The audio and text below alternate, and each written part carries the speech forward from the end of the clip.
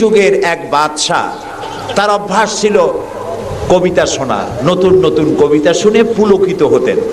এখন নতুন কবিতা আর কত শোনানো যায়, এখন কবিতা আর মানুষ নতুন করে আর বানাচ্ছে না। ফলে রাজা তার মন্ত্রীদেরকে ডেকে বলল যে বাজারে শোহরাত করে দাও, যে ব্যক্তি নতুন কবিতা রাজাকে শোনাতে পারবে তাকে 10 সহস্র মুদ্রা পুরস্কার দেওয়া হবে। মন্ত্রীরা বলল এটা তো সর্বনাশ হবে, এই নতুন কবিতা লোকেরা বানায় আনবে আর আপনি 10 সহস্র করে মুদ্রা দিয়ে দিয়ে রাজভাণ্ডার তো শেষ হয়ে যাবে। রাজা বলল না, আমার বুদ্ধি আমার কাছে, তোমরা শুধু এইভাবে ঘোষণাটা দিয়ে দাও আর 3টা লোক দাও আমাকে, একবার শুনলে মুখস্থ হয় এরকম একজন দাও, 2বার শুনলে মুখস্থ এরকম আরেকজন দাও, 3বার শুনলে মুখস্থ এরকম আরেকজন দাও। স্মৃতিশক্তি সম্পন্ন এরকম 3 জন লোক পাওয়া মোটেই কষ্ট হলো না। বাজারে শোহরাত করে দেওয়া হলো। নতুন নতুন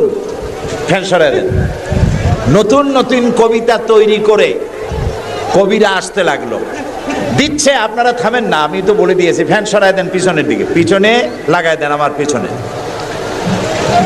এখন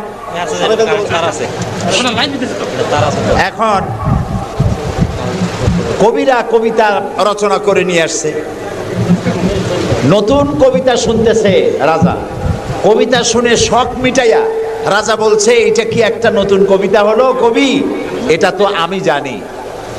কবি কয় যেন আপনি জানবেন কি করে, তো আমি তৈরি করেছি, কত হোমওয়ার্ক করে রাত জাগা কষ্ট করে এটা তৈরি করেছি, আর আপনি বলছেন আমি জানি। বাদশা বলছে শুধু আমি না, তোমার বিশ্বাস হয় না, এই যে আমার পাশে যে সব পারিষদের লোকেরা যারা বসে আছে ওরাও জানে। কবি চ্যালেঞ্জ করলো অসম্ভব, আমি সারা রাত জেগে জেগে কষ্ট করে রুদ্ধদ্বার কক্ষে বসে বসে কবিতা রচনা করেছি, কারো জানার কথা না। তোমার বিশ্বাস হয় না, ওই যে একবার শুনলে যার মুখস্থ হয় তার বললো তুমি শোনাও তো, সে দাঁড়ায় শোনাই দিল।